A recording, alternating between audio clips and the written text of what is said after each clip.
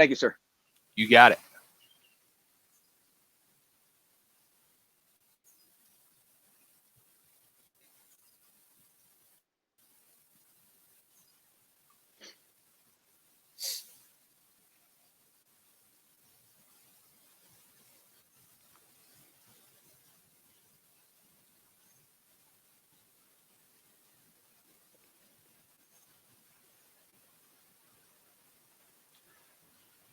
Everybody, what's going on? It's Bay Ragni here. We're here for another episode of the Ragni Show.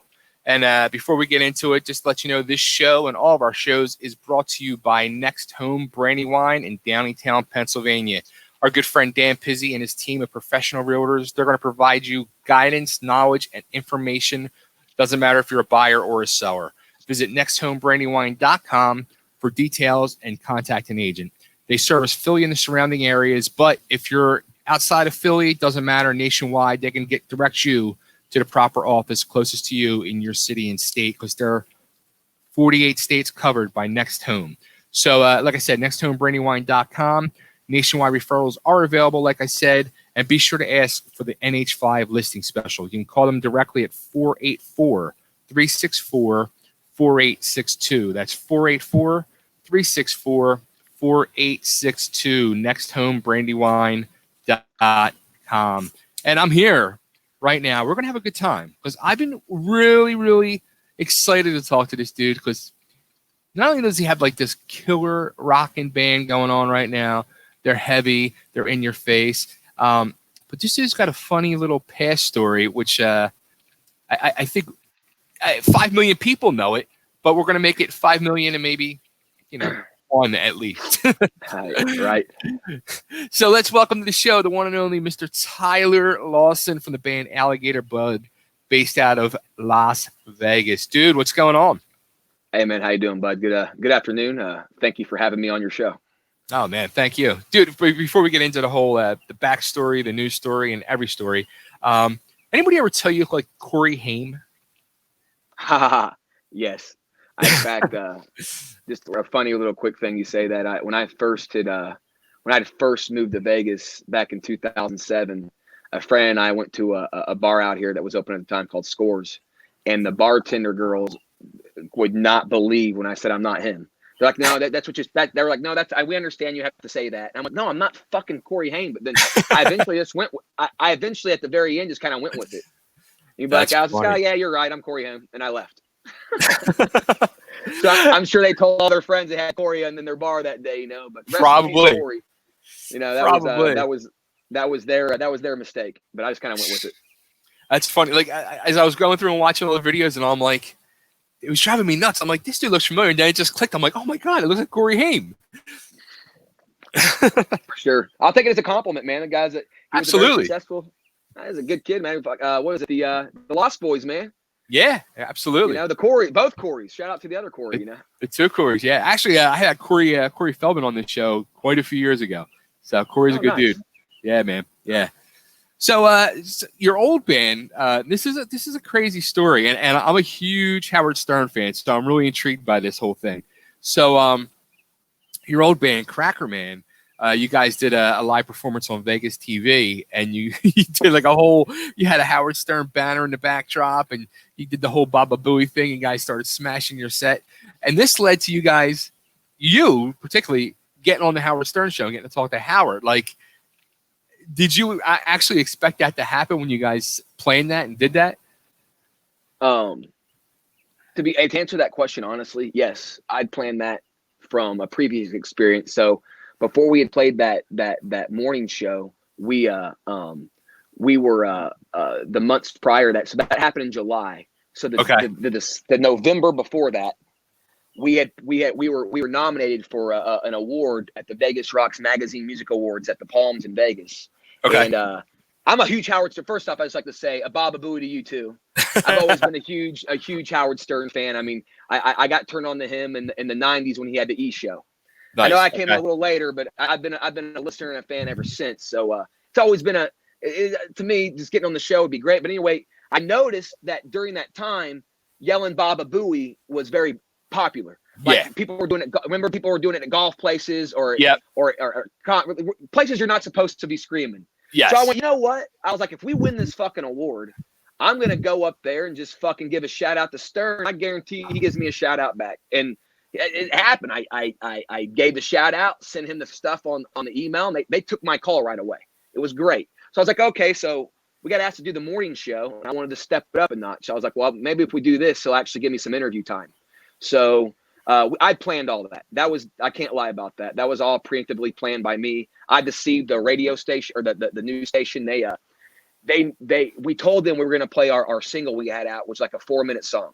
And they told me they're going to play 3 minutes and 30 seconds of it, and then they're going to fade out, and that's how they're going to end the show. So we started playing that. If you notice on that performance, the first couple of chords sound different than the rest of the song. I told the band the very last minute, we're going to act like we're playing that. Then you go into this punk rock song we had that I knew was only 2 minutes long. So I knew once we ended that song, I'd have a full minute and a half to do whatever I wanted. And they were, so I flipped the switch on them. And thankfully I know a few producers were about to be fired over that incident. And I'm just glad nobody was, because, let's face it, I took a dump of a TV station and I brought it to glory. If we're just being honest, that was a local show that got international attention after I was on it. Absolutely. And I'm not bragging, but anyway, I think the producer of that show should have been given a raise. She obviously knows talent. Shout out to Julie Pyle. That's awesome, dude. That is freaking awesome. Now, how long before I'm out here in my backyard and people are racing by? So how long before they contacted you back to set you up there for you to talk to Howard? I'm trying to think. On that one was almost immediate too. I think we played that show. We played that show on a Friday, and I was on his show by. So no, actually they actually had me wait 2 days. You know how he's Monday, Tuesday, Wednesday? Yeah. He took my call on a Wednesday. Wow. So I'd done it that Friday. They did the show Monday and Tuesday. Then he took my he gave me the shout out and gave me that airtime on Wednesday. That's awesome. That is freaking awesome. Now, how much when you did that, did you get any feedback or anything through social media? Did people start liking your stuff and all and get turned on to you guys? Absolutely, man. I personally, I got fans from all over now. I got haters too. I remember people saying that how they're obviously I read some comments that were kind of funny to me, but some people wished I would die. I was the most horrible thing that ever happened to rock and roll. What I do is not music. I'm a poser, and I'm just so you get you know how it goes on social media. But I love it all. Even reading the hate, I was like, yes, this is awesome. So I actually like the disses more than the compliments. I'm not gonna lie. Dude, but when you're getting that means you're doing it right. Yeah, exactly. So yeah, we had a lot of attention. I regret nothing. That was a fun 3-piece. It spawned out of my love for 90s music. I'm a huge fan of Stone Temple Pilots. That's why I named the band what they did. I grew up listening to Nirvana. That was just a really fun time in my life. And everything, in my opinion, I was actually at my old bass player's house yesterday, and we were talking about how awesome that was. It was just a fun experience. Yeah, that's funny you brought that up, because I was thinking at myself, when I was trying to find that clip initially, when I got your press release and all, I was thinking to myself, every time I did a search on the band Cracker Man, all that would come up constantly was STP. So was that hard for you guys to even get, you know what I mean? For people to find you? Well, I absolutely. But then when I broke through the Howard Stern thing, we started ranking better. So we're easier to find. So you literally type in Cracker Man Tyler, Cracker Man Howard, Cracker Man T. We're gonna be all the number one things. But yeah, let's face it. Rest in peace, Squat Weiland. But I never planned on passing Stone Temple Pilots, man. That's just a great band. And for the record, I say this with peace and love. What you're listening to now is not Stone Temple Pilots. Change the band name, boys. It ain't Scott Weiland anymore. That's all.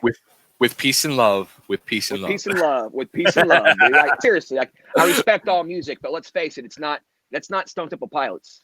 That's some generic version going around just going through the motions for the money. It's sad with the Scott Weiland thing and Stone Temple Pilots. I got to see them when I lived back in Philly, do a radio appearance thing for 20 people. They did acoustic, a few songs, and I was a fan of them. But after seeing that, I had such a bigger respect and appreciation for Scott Weiland. Like, he sang like an angel, and I was blown away. I was like, wow, like, yeah, I got it then. Like, I liked him, but then I like totally got the whole Weiland thing. Sure. When he was on, right? Yeah. Yeah, absolutely. You know, absolutely. So, but yeah, but that whole, but a great question, man. That whole thing with Howard Stern and the whole punk rock band and all that stuff, that was a great time, and it brought me attention all over. I got more people to work with me locally. It opened a lot of doors for me to be able to do kind of what I'm morphed into now.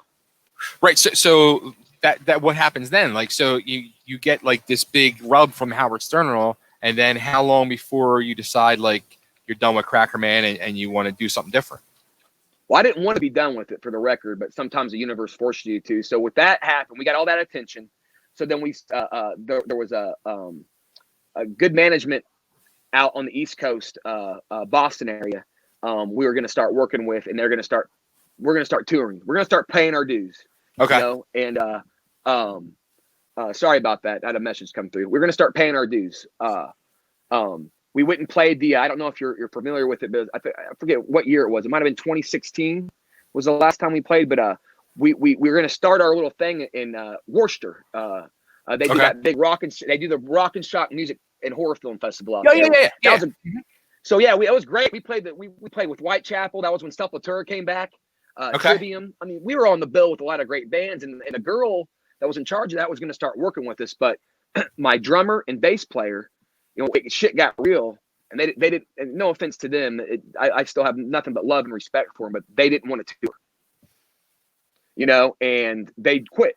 I mean, right. I literally was finally made it. I finally got to the point where I was about to tour with this band, and my band quit.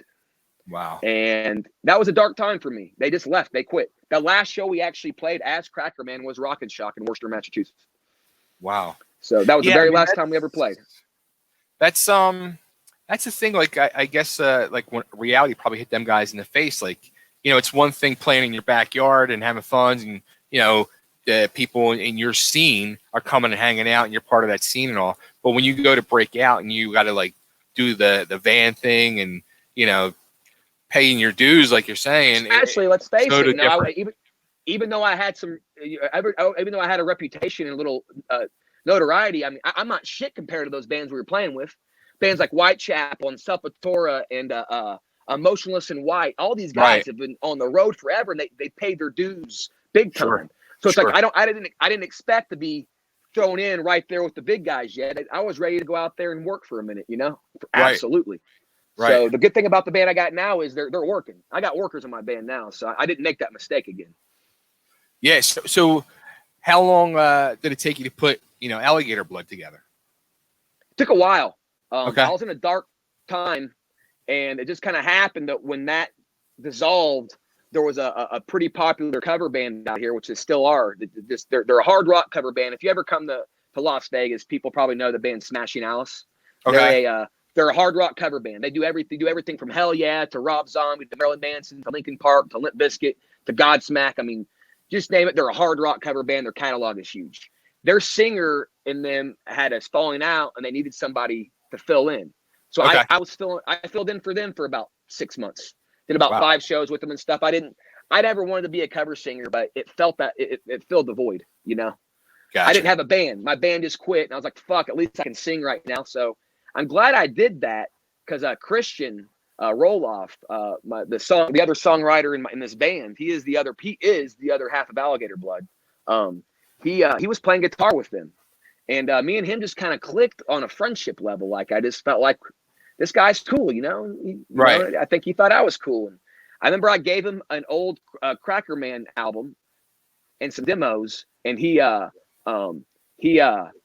about that. I should have turned that off. He liked it. He goes, you know, I see potential here. We should start a band. So when we started back initially, the goal was to just reinvent Cracker Man. Okay. I was going to come back out with Cracker Man again. But then I took a step back and was like, this is different. This is different music, different vibe.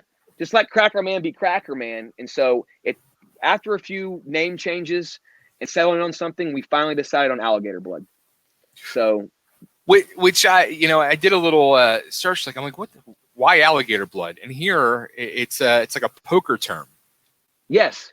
So have you ever seen the movie Rounders? It's an older movie. You know what? My girlfriend actually just showed me that movie like 3 weeks ago. So you remember the part in the movie? He's like, this kid's got alligator blood. Okay. Basically, it's the resilience of a poker player. He may even be short stacked. You can't get rid of him. So I kind of took that in mind, like, I was short stacked, but you can't get rid of me. And Nice. One of my favorite bands of all time is I really like Bring Me the Horizon. Okay. They're just a good band, man. I like the direction they've gone and how they're growing. They're kind of on the same levels, like how Marilyn Manson's kind of morphed into different sounds. It's just I like the progression, and they have a song called Alligator Blood. So not only was it one of my favorite songs by one of my favorite bands, it had a poker term, and the most important thing, alligatorblood.com wasn't taken. So I bought that shit right away. And I filed, no other band had it, so I've already filed for the trademark. So we own that now. So nobody else can use that. So that was another reason. Like, it was me and Christian had literally made a sheet of paper and had written down probably 50 to 100 band names. And almost every single one of them had 3 or 4 bands already existed on that name. You'd be amazed how hard it is to come up with a completely original band name that no one's taken at this point. We're in 2020. Bands have been around since what, the 40s? Right. Rock and roll 50s, 40s? Yeah. 30s maybe a little bit. It started the blues started becoming more mainstream. But yeah, I mean, that's a lot of years of band names. Yeah, it's kind of crazy too. Like, a lot of times, like when I do interviews with like independent bands and all, and I start to do searches and Google searches and stuff, sometimes that'll happen. Like, I'll come up and like, there's like 2 or 3 other bands with the same name. Don't they realize it? And even on Spotify, which I don't understand how this happens. You go on Spotify and there's multiple listings for, under same band names. Like, I'm like, don't you people see this? Nobody owns the name. They just take it. So if anybody's watching this, if your band has multiple names, it takes a while. It's about $1,000 in 6 months, but you can trademark that shit if it hasn't already been trademarked. And like, it's the legal process of how we do things. You just go trademark it. And then once you have that, you can kick other people off. Right. Yeah. So I just, I know it's weird, right? I think you go and look, there's several bands with the same name. And it's like, but what are you going to do, man? It's 2020. It's a lot of names are taken, dude. And a lot of people don't know the legality process. They go, we're going to start a band. Let's name it this. And we'll just make a Facebook page and a Twitter and blah, blah, blah. And you don't really look, Absolutely. And a lot of them now, they don't even do websites anymore. It's just, I got an Instagram. I mean, I don't know if that's right or wrong, to be honest with you. I like having a website to have all my stores and videos. Everything's on our website. So when people ask me what my social media is, I don't even give them my handle. Alligatorblood.com has links to everything you need to do to follow us. It's the way to do it. Alligatorblood.com. So like, maybe it's because I'm old school. I'm in my 30s. So I'm used to the importance of websites, but I guess I get the younger generation's point. Between TikTok and Instagram and Snapchat, and I mean, I don't even think they're even on Facebook anymore. And I'm sure there's going to be another 2 or 3 other platforms that pop up over the next couple of years. Like the young kid, the website is kind of dying in a sense. Yeah. Or it's just not dying. It's just not as important. Yeah. Scary. It's scary. But I like the whole idea of, the website, like you're saying, it's your central hub and you got the links there for everything. It's got the links for the music and more importantly, the links for the store to generate the money. The income. Yeah. And we got our show dates. Like, it's like, I built the damn thing myself. I made it as easy and as mobile friendly as I could. So if you literally can't work our website, you probably shouldn't be on the internet.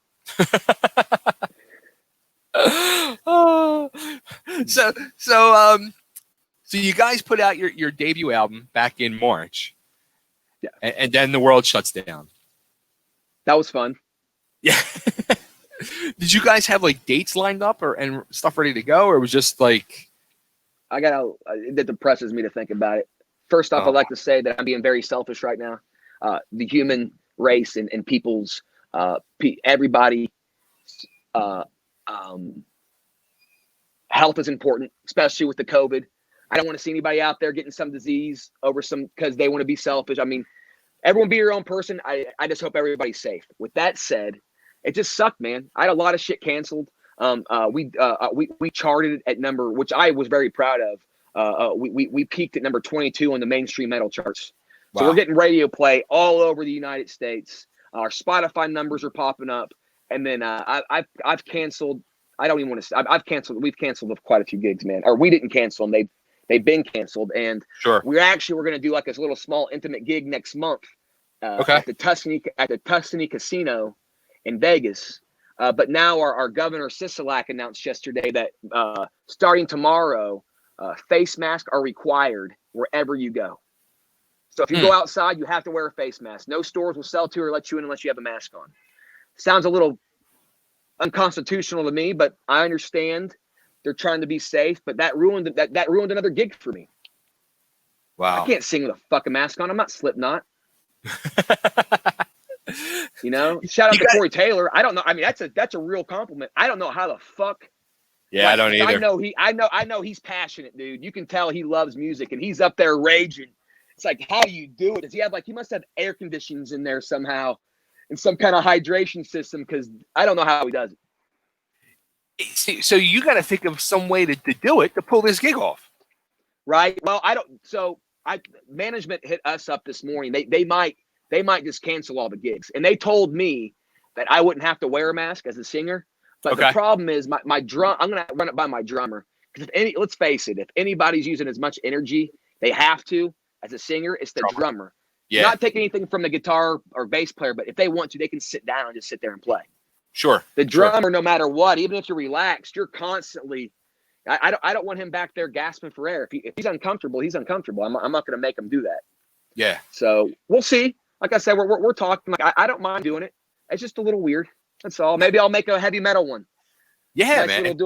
Make it all cool and all that stuff.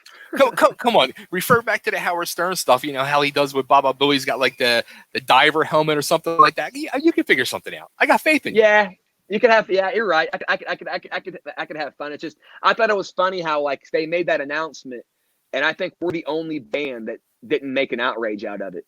Everyone's outraged. They quit. They're not playing the Tuscany. Fuck that. It's like, don't be so selfish. Yeah, absolutely. You know, that's my opinion. And I'm entitled to it. So that's my opinion. Well, I did see you guys a live stream back in May. Yeah, that was fun. On Facebook. AB Vegas had it looked awesome, dude. I wish the like anything else, the TV doesn't do it any justice. The actual studio and the work that went into this sound is just. I was super blessed. One of the manager owner guys there was a fan of the band. They were going to do like a promo reel to bring other bands in, and they wanted us to be one of the bands on their promo reel. So they're like, "Hey, man, we're going to give you a free live stream. Get out to your concert. We just want you part of our promo reel. We like you guys." So that I was beyond blessed and happy about that, considering we're not really playing right now, and nothing's for sure yet, but we might be back there next month. So stay tuned.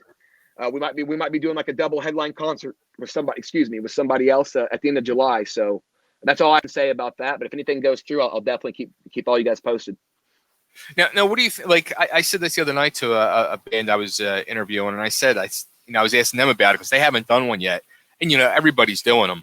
I said I really think with these crazy times, but I think this is going to be the true future. Even after things do go back to normal, whenever that happens, I think this is going to be the future of music and entertainment is doing these live streams because, for a band like you guys who, you have your Vegas base and, you do your Vegas stuff and it's hard at times to get out and do tours and get in the van and do the thing. Here's a way for you to not only reach people in the whole country, but you can hit people around the freaking world. Oh yeah. That's the great thing about internet, ain't it? You can literally when we played that concert and I had motherfuckers in the UK. I got fans in Thailand. I can't remember the name of that bar. I feel like an asshole right now, but I got people in Thailand that it was just cool to have all your people around the world that like you were able to watch you. I don't know. Right. I mean, without having to go there, Yeah.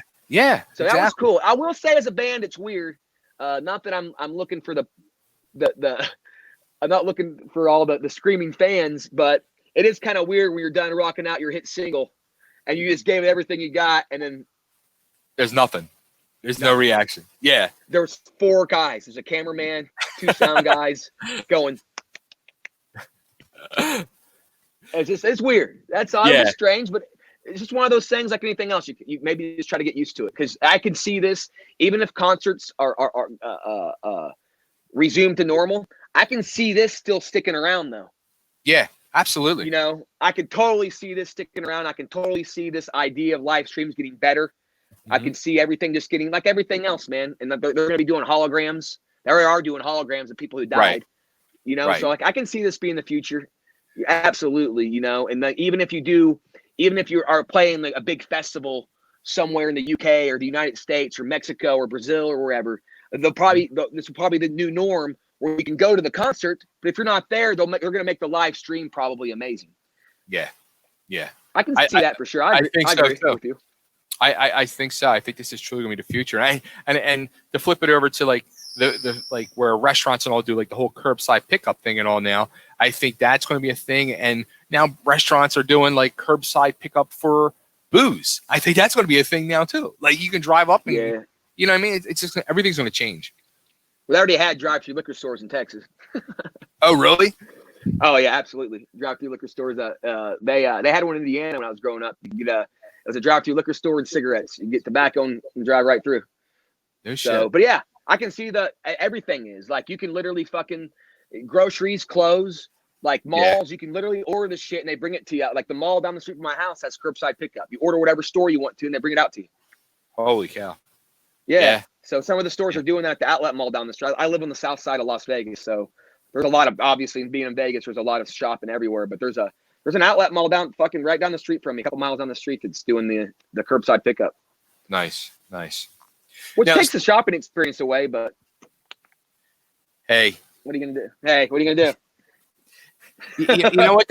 It's like over the last so many years, like you've seen the death of malls, and they put up like these little shopping things. It's like the whole experience is just different now. They put up too many malls is what they did, and that's why it was the death of them. Yeah. Back in the 90s and early 2000s, you couldn't turn anywhere without them building the damn new mall. Right. Exactly. So, but yeah, man, the COVID's made things different, and I see a lot of this. To go back to your original thing, I see all this kind of new technology sticking around for forever. Yeah. Agreed. So that's not. This is going to be old technology, but something you guys are really utilizing, which I love to see. You guys are like banging out videos. Like you've already got 4 videos out for singles, in a few months. Like, are you guys going to do one for every song on the album, which I'm hoping you're going to say yes? I wish. It's just, I got to be honest with you. I first and foremost, I'd like to say it's always a pleasure making music videos, but man, it's hard work sometimes, man. And to be able to do them for every song and, it's hard. So I think I'm going to do one more on that album we're going to release. Okay. But I think that'll be it for that release. And then we're coming out. We actually are wrapping up on a brand new single. We just recorded it last week. And then we're in the middle. We're about 5 songs into a 10-song album. So we're ready. By the time next year comes, we have a whole new album, a whole new set of videos. We're moving forward. So yeah, I do a thing when I do videos, man. I like to do a thing where I'll block out 4 or 5 days. Okay. I'll come up with ideas. I shot pretty much all those videos I shot 3 of those videos in about 2.5 days. Wow. Yeah. So I picked a location. We just boom, boom, boom. And it's work. But it is kind of old school. I mean, I guess me and Christian and I were talking about that the other day. Although videos are fun to do and it's great to have a presence on YouTube.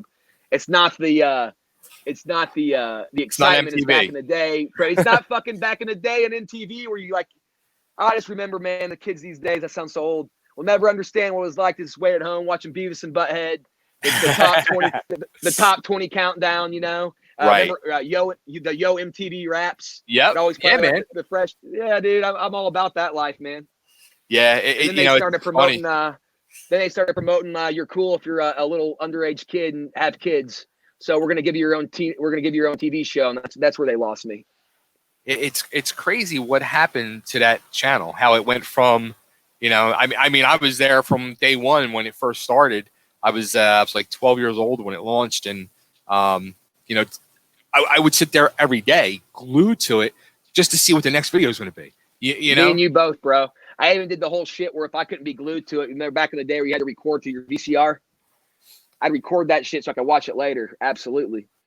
It's funny when I moved here from Philly, like I was going through old boxes. I still had freaking old VHS tapes of stuff I had recorded off of MTV. I was like, oh my God, really?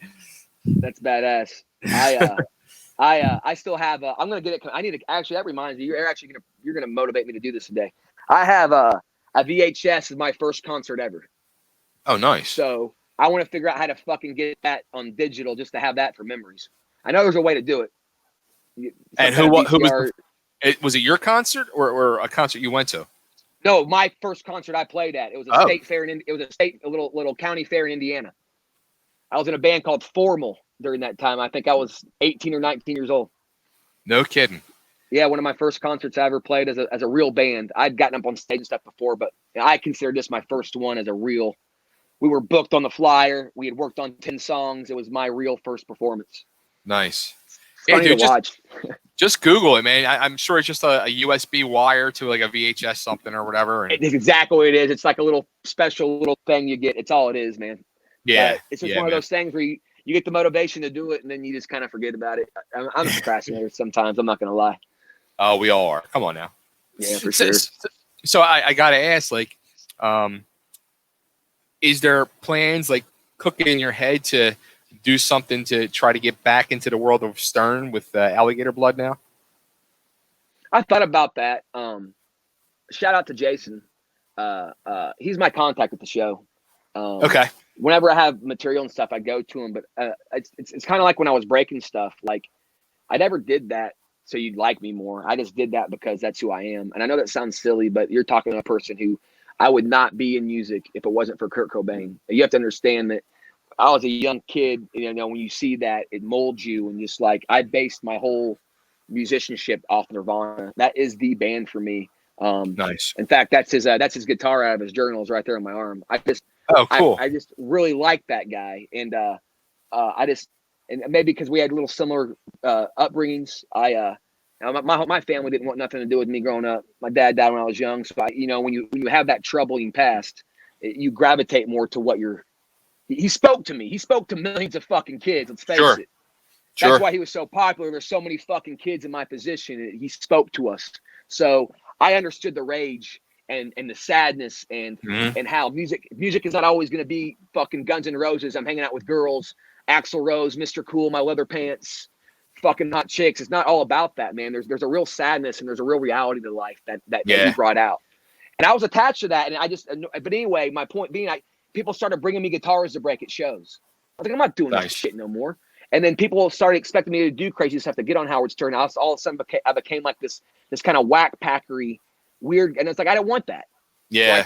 So I purposely have not reached out to him. I reached out to him in March when we charted, and I told Jason, "Hey, bro, if he has some, because I know there's COVID going on." I said, "Hey, man, if he's got some free time, I'd love to talk music, be back on the show." He said he'd see what he could do, and I never heard back. So I know at the end of the day, it's up to Howard. Sure. So now you never know what's on his plate. Yeah. You got to catch up. If I don't know Howard personally, but I've come to realize you got to catch him in the right mood. Yeah. You know? They got to figure an angle that they can work with it to do it, to make it work. So no, I did answer your question. I reached out to him once since then, but I haven't gone out of my way to do any of the stunts or anything because it came more like a shtick. And that really is a turnoff to me. So I can understand that. I'll tell you what. Here's a crazy story. My biggest concert regret is me and my buddy had tickets to see Nirvana in '94. They were playing University of Pennsylvania in Philly, and me and my buddy we were like hanging out all day, and we were just like, like we were both like major Nirvana fans, and we were like really wanted to go, and we're like, dude, I don't really want to go and deal with the college kids and whole college kid scene because they were playing on campus, and we were just like, Well, you sure that was that 93 or 94? Maybe it was 93. It had to be 93 because I remember he killed himself or Courtney allegedly fucking Courtney killed rock and roll allegedly. So yeah, it was 93. It was 93 then. But because I remember in 94 he was having problems and he went to Europe. They were doing that whole thing, and he came back and disappeared. But so you didn't go, huh? Because you didn't want to deal with the college kids. Yep. And then you son of a bitch. Exactly. Oh man, that sucks, bro. Because that it would have been it would like being at a campus. It probably would have been more intimate. Yeah. Crazy. So I'm sorry, bro. My biggest concert regret. Like, whew, crazy. As a matter of fact, I remember hearing when he tried to kill himself in Rome. That morning, I was driving to work, and Howard Stern was like, "Oh, breaking news! Like, we just got news that Kurt tried to kill him." I'm like, "What?" Remember, he called the hospital, asking for Kurt Cobain, and said he was like his uncle or something. They wanted to know what was going on with Kurt, and they were talking to that guy in the hospital. That was funny. I remember that, dude. That's hilarious. Yeah, crazy stuff, man. So, dude, this has been fun talking to you, man. Like, where should we send her? We know the website, but everybody's really got. I want everybody. I don't really listen to music, but check out these freaking videos because they're killer, like old school, like stuff you would see on MTV. They're true freaking music videos. They look like they were a blast to make. They're a lot of fun to watch, and the fucking music rocks. It's just. Thank you, brother. It's really good. Like go back to what we said before, man. To anybody watching this, just alligatorblood.com. I have made that website so easy to use. Like, you click on videos, it takes you right to our YouTube. You can see everything. Nice. So, like, alligatorblood.com, you can get our music, our videos, pictures, links to our social media. Obviously, when we open back up and stuff, you'll see our show dates, stuff on there. Links to our store. It's really easy to use. We're on. We're on, as far as social media, I keep it small. We're on Facebook and we're on Instagram. So you can find us on Facebook and Instagram. I stay away from Twitter. I don't do politics. Twitter's too political for me. It is very. He said. Yeah. So I can't stand politics. My politics are music. So you can see pictures. Like, Instagram's great because you can see the pictures of our live shows. You can kind of see the photo catalog of what we're doing. And Instagram's great because you can interact with us more. I personally turn off comments on all my shit except for Facebook. I don't care what you have to say or what you think about my band. Listen to it, rock it out, keep your comments to yourself. I don't care. Nice. So like I said, alligatorblood.com, bro. And thanks for having me on the show. And absolutely. Thank you, bro. I had a great time, and this was a great interview. Thank you. Thanks, man. And I tell you what, like, I'm hoping to get to Vegas at some point by the end of the year, depending on how stuff opens up. But if I do, I'm looking you up, and I want to hit freaking the Counts places. I saw you played there a few times. I want to hit my boy. I've interviewed him quite a few times. The Counts. I want to go to Vamped. Yeah, he's Danny's. Let me know. Danny and Corey are personal friends of mine. Nice. I've known them for many years. Shout out to Vamped, where we eat, drink, and rock. That is the best venue in Las Vegas. I'll say it again. It's the best venue in Las Vegas. That is the place you want to play. The sound is phenomenal. The food is great. It's just a nice, awesome. It is rock and roll. Danny and Corey are passionate rock and roll people. Danny has his band. I'm going to give them a plug. If you like old school 70s stuff, they got the band Count 77. For Stoney Curtis, Barry Barnes, Paul DeCebo, Paulie Walnut, Scoutmaster D. Who am I left out? Barry Barnes, and they're a great group of people. They're great musicians, and I urge anybody that comes to Vegas. Obviously, right now because we don't have shows, but once it gets back open, if you're looking for a show, and the great thing about Vamp, man, you can go see huge nationals there, and sometimes they don't even charge half the time. Nice. So it's like Counts Vamped, man. It's from West Sahara. Look them up. countsvamp.com, count77.com, and most importantly, alligatorblood.com, because we are the best band in Vegas. There you go. Sorry, this has been fucking a lot of fun, dude. I can't wait we got to do this again. Absolutely. Just let Scott, just let our guy know whenever you want to do it, and we can set this up easily, bro. You've been a pleasure, man. Maybe next time I can maybe we can do the full band.